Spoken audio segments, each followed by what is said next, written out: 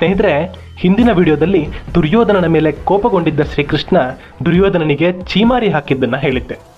ದುರ್ಯೋಧನ, ನೀನು ಈ ಜಗತ್ತು ಕಂಡ ಕಡು ನೀಚ ಅಂತ ಕೃಷ್ಣ ದುರ್ಯೋಧನನನ್ನ ನಿಂದಿಸಿದ್ದ. ಇದರಿಂದ ದುರ್ಯೋಧನ ಮತ್ತು ದುಶ್ಯಾಸನರು ಕೋಪದಿಂದ ಕುದಿತೊಡಗಿದ್ರು. ಕೃಷ್ಣನ ಮಾತುಗಳು ದುರ್ಯೋಧನನ ಅಹಂಕಾರವನ್ನ ಕೆರಳಿಸಿತ್ತು. ಕೋಪದಿಂದ ಬುಸ್ಕುಟ್ತಾ ಇದ್ದ ಆತನ ಕಣ್ಣುಗಳು ಬೆಂಕಿಯನ್ನ ಕಾರ್ತಾ ಇತ್ತು. ಅಪಾರವಾದ ಅವಮಾನದಿಂದ ಮುಖ ಕೆಂಪೇರಿತ್ತು. ತನ್ನ ಆಸ್ಥಾನದಲ್ಲಿ ತನ್ನವರ ಎದುರು ಈ ಕೃಷ್ಣ ನನ್ನನ್ನು ಇಷ್ಟೊಂದು ಅವಹೇಳನ ಮಾಡಿ ತನ್ನನ್ನು ಅವಮಾನಿಸ್ತಾ ಇದ್ದಾನೆ ಅನ್ನೋ ವಿಷಯ ಆತನ ಮನಸ್ಸು ಜೀರ್ಣಿಸಿಕೊಳ್ಳಲಿಲ್ಲ. ಬುದ್ಧಿಗೆ ಮಂಕು ಕವಿದಿತ್ತು. ಆತ ವಿವೇಕವನ್ನು ಕಳೆದುಕೊಳ್ತಾನೆ. ಕೃಷ್ಣನ ಒಂದು ಅಕ್ಷೋಹಿಣಿ ನಾರಾಯಣಿ ಸೈನ್ಯ ತನ್ನ ಪರವಾಗಿ ಪಾಂಡವರ ವಿರುದ್ಧ ಯುದ್ಧ ಮಾಡೋದಕ್ಕೆ ಬಂದಿದೆ. ಒಂದು ವೇಳೆ ತಾನು ಶ್ರೀಕೃಷ್ಣನನ್ನು ಅವಮಾನಿಸಿದ್ರೆ ಅವನಿಗೆ ಇಡೀ ಕುರುವಂಶವನ್ನು ನಾಶ ಮಾಡೋದಕ್ಕೆ ಎಷ್ಟು ಹೊತ್ತು ಬೇಕು ಅನ್ನೋ ವಿವೇಚನೆ ಕೂಡ ಆತನಿಗೆ ಬರಲಿಲ್ಲ. ಅಲ್ಲ, ಈ ಕೌರವನ ಹಣೆಬರ ಗೊತ್ತಿರೋ ಕೃಷ್ಣ ಸಂಧಾನಕ್ಕೆ ಒಬ್ಬನೇ ಬರಿ ಕೈಯಲ್ಲಿ ಬರ್ತಾನ. ಒಂದು ವೇಳೆ ಬಂದಿದ್ರೂ ಅವನ ಸುದರ್ಶನ ಚಕ್ರದ ಎದುರು ಯಾರು ತಾನೇ ನಿಲ್ಲೋದಕ್ಕೆ ಸಾಧ್ಯ? ಅಷ್ಟಕ್ಕೂ ಸಾಮಾನ್ಯ ಗೊಲ್ಲನಾಗಿ ಬೆಳೆದ ಶ್ರೀಕೃಷ್ಣ ಬಲಿಷ್ಠವಾದ ನಾರಾಯಣಿ ಸೈನ್ಯವನ್ನ ಕಟ್ಟಿ ಇಡೀ ಭರತಖಂಡದಲ್ಲಿ ತನ್ನದೇ ಆದ ಸಾಮರ್ಥ್ಯವನ್ನ ಹೊಂದಿದ್ದ. ಆತನು ಕಣ್ಣು ಸನ್ನೆಯಲ್ಲಿ ಯಾರನ್ನ ಬೇಕಾದರೂ ಕುಣಿಸುವಷ್ಟು ತಾಕತ್ತನ್ನ ಮೈಗೂಡಿಸ್ಕೊಂಡಿದ್ದ. ಅವನನ್ನ ಎದುರಾಕೊಂಡ್ರೆ ಏನಾಗುತ್ತೆ ಅನ್ನೋದರ ಸುಳಿವು ಕೂಡ ಇಲ್ಲದೆ ತನ್ನ ಸೈನಿಕರಿಗೆ ಶ್ರೀಕೃಷ್ಣನನ್ನ ಬಂಧಿಸೋದಕ್ಕೆ ಆಜ್ಞೆ ಮಾಡ್ತಾನೆ ದುರ್ಯೋಧನ. ಆತನ ಆಜ್ಞೆಯನ್ನ ಕೇಳಿದ ಧೃತರಾಷ್ಟ್ರನ ಎದೆಯಲ್ಲಿ ಕುದಿಯೋ ಎಣ್ಣೆಯನ್ನ ಹೊಯ್ದಂತಾಗುತ್ತೆ. ಅಯ್ಯೋ ದುರ್ಯೋಧನ, ನಿನ್ನ ಬುದ್ಧಿಗೆ ಏನಾಗಿದೆ? ನಿನ್ನ ಅಂತ್ಯವನ್ನ ನೀನೇ ತಂದುಕೊಳ್ಳೋ ಕೆಲಸವನ್ನ ಯಾಕೆ ಮಾಡ್ತಾ ಇದ್ದೀಯ?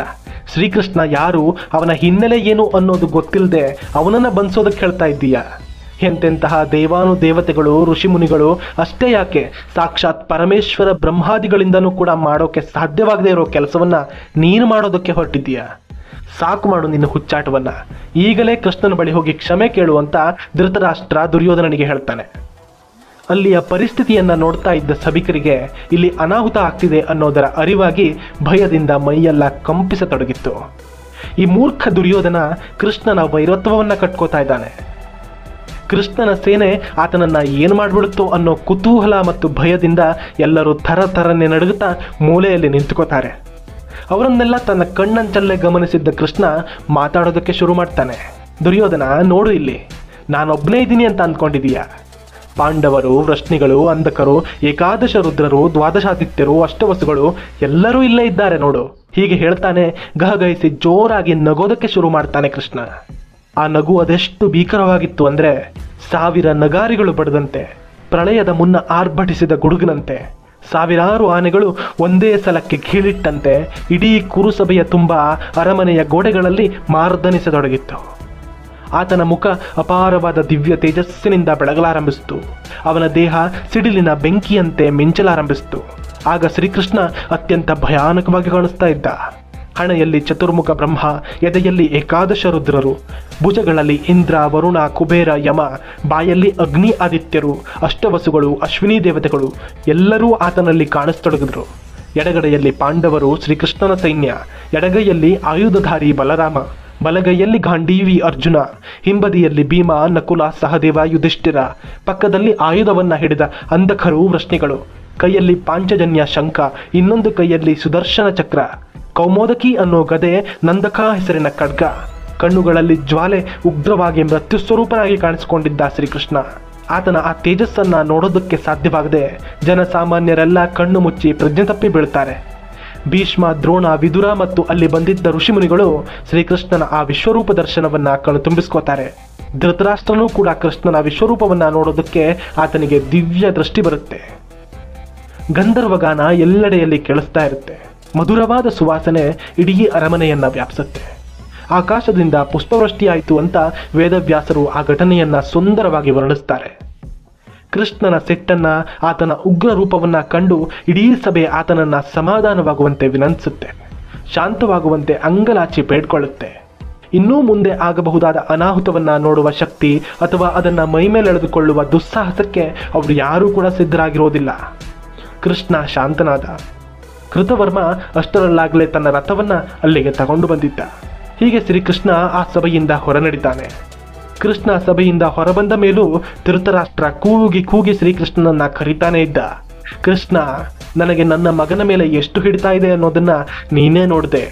ದಾಯಾದಿಗಳ ಮಧ್ಯೆ ಯುದ್ಧ ನಡೀದೇ ಇರಲಿ ಅನ್ನೋ ಒಳ್ಳೆಯ ಉದ್ದೇಶಕ್ಕೆ ನೀನು ಸಂಧಾನಕ್ಕಾಗಿ ಇಲ್ಲಿಗೆ ಬಂದೆ. ನನ್ನಿಂದ, ನನ್ನ ಒಪ್ಪಿಗೆಯಿಂದ ಇದ್ಯಾವುದೂ ನಡೀತಾ ಇಲ್ಲ ಕೃಷ್ಣ. ನನಗೆ ಪಾಂಡವರ ಮೇಲೆ ಯಾವುದೇ ರೀತಿಯಲ್ಲಿ ದ್ವೇಷವಿಲ್ಲ. ನನ್ನ ಮೇಲೆ ಮುನಿಸಿಕೊಳ್ಳಬೇಡ ಕೃಷ್ಣ, ನನ್ನನ್ನು ಕ್ಷಮಿಸು, ನಾನು ಅಸಹಾಯಕ ಅಂತ ಧೃತರಾಷ್ಟ್ರ ಕೂಗ್ತಾನೆ. ರಥವನ್ನ ಹತ್ತೋಕೆ ಹೋಗಿದ್ದ ಕೃಷ್ಣನಿಗೆ ಧೃತರಾಷ್ಟ್ರನ ಕೂಗನ್ನ ಕೇಳಿ ಒಂದು ಕ್ಷಣ ಅಲ್ಲೇ ನಿಲ್ತಾನೆ. ಕೃಷ್ಣ ತಿರುಗಿ ಕುರುಸಭೆಯಲ್ಲಿ ನೆರೆದಿದ್ದವರನ್ನೆಲ್ಲ ಉದ್ದೇಶಿಸಿ ಜೋರಾಗಿ ಮಾತಾಡ್ತಾನೆ. ಕುರುಸಭೆಯಲ್ಲಿ ನೆರೆದಿರುವ ಗುರುಹಿರಿಯರೇ ಕೇಳಿ, ಇವತ್ತು ಈ ಸಭೆಯಲ್ಲಿ ನಡೆದಿರೋದಕ್ಕೆ ನೀವೆಲ್ಲ ಸಾಕ್ಷಿಯಾಗಿದ್ದೀರಿ. ಈಗ ಧೃತರಾಷ್ಟ್ರ ಕೂಡ ತಾನು ಅಸಹಾಯಕ ಅಂತ ಹೇಳ್ತಾ ಇದ್ದಾನೆ. ನಾನು ಈಗ ಧರ್ಮರಾಯನನ್ನ ಭೇಟಿಯಾಗೋದಕ್ಕೆ ಹೋಗ್ತಾ ಇದ್ದೀನಿ. ಇಲ್ಲಿ ನಡೆದದ್ದೆಲ್ಲ ಆತನಿಗೆ ವಿವರಿಸ್ತೇನೆ. ಈ ಸಂಧಾನ ವಿಫಲವಾದದ್ದು, ದುರ್ಯೋಧನ ನನ್ನನ್ನು ಬಂಧಿಸೋದಕ್ಕೆ ಯೋಚಿಸಿದ್ದು ಎಲ್ಲವನ್ನ ಆತನಿಗೆ ವಿವರಿಸಬೇಕು. ಮುಂದಿನದ್ದು ಆಗಿಯೇ ಆಗುತ್ತೆ. ಹೀಗಂತ ಹೇಳಿ ರಥವನ್ನ ಓಡಿಸುವಂತೆ ಕೃತವರ್ಮನಿಗೆ ಹೇಳ್ತಾನೆ. ಅಲ್ಲಿಂದ ಹೊರಟ ಕೃಷ್ಣ ವಿದುರನ ಮನೆಗೆ ಬರ್ತಾನೆ. ವಿದುರನ ಮನೆಯಲ್ಲಿದ್ದ ಕುಂತಿಯ ಬಳಿ ಬಂದ ಕೃಷ್ಣ ಆಕೆಗೆ ನಮಸ್ಕರಿಸಿ ಆಕೆಯ ಆಶೀರ್ವಾದವನ್ನ ಪಡಿತಾನೆ. ಸಭೆಯಲ್ಲಿ ನಡೆದ ಎಲ್ಲ ವಿಷಯವನ್ನ ಆಕೆಗೆ ತಿಳಿಸ್ತಾನೆ. ಪಾಂಡವರ ಭೇಟಿಗೆ ಹೋಗ್ತಾ ಇದ್ದೀನಿ, ನಿನ್ನ ಸಂದೇಶವೇನಾದರೂ ಇದ್ರೆ ತಿಳಿಸೋವಂತೆ ಕುಂತಿಯಲ್ಲಿ ಕೇಳ್ತಾನೆ.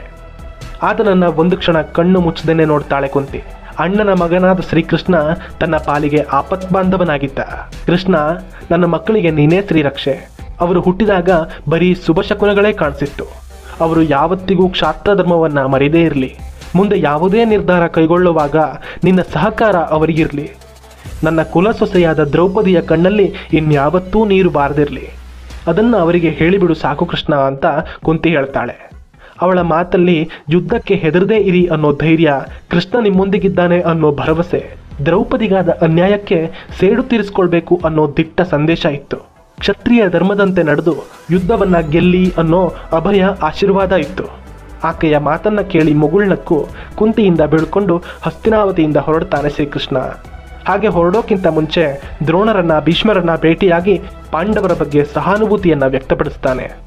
ಹಾಗೆ ಕರ್ಣನನ್ನ ಭೇಟಿ ಮಾಡಿದ್ದ ಶ್ರೀಕೃಷ್ಣ ನಗರದ ಹೊರವಲಯಕ್ಕೆ ಆ ಕರ್ಣನನ್ನ ಕರೆತಂದಿದ್ದ. ಆತನಿಗೆ ಅವನ ಜೀವನದಲ್ಲಿ ಅವನಿಗೇ ಗೊತ್ತಿರದ ರಹಸ್ಯಗಳನ್ನ ಹೇಳಲಿದ್ದ. ಆತ ಏನು ಹೇಳ್ತಾನೆ? ಆತನ ಮಾತನ್ನ ಕೇಳಿ ಕರ್ಣನ ಮನಸ್ಸು ಏನನ್ನ ಯೋಚಿಸುತ್ತೆ?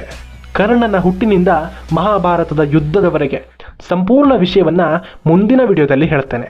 ನೀವು ಆ ವಿಡಿಯೋನ ಮಿಸ್ ಮಾಡಬಾರ್ದು ಅಂದರೆ ಈಗಲೇ ನಮ್ಮ ಕನ್ನಡ ಕದಂಬ ಚಾನಲ್ಗೆ ಸಬ್ಸ್ಕ್ರೈಬ್ ಆಗೋದಕ್ಕೆ ಮರಿಬೇಡಿ. ಧನ್ಯವಾದಗಳು.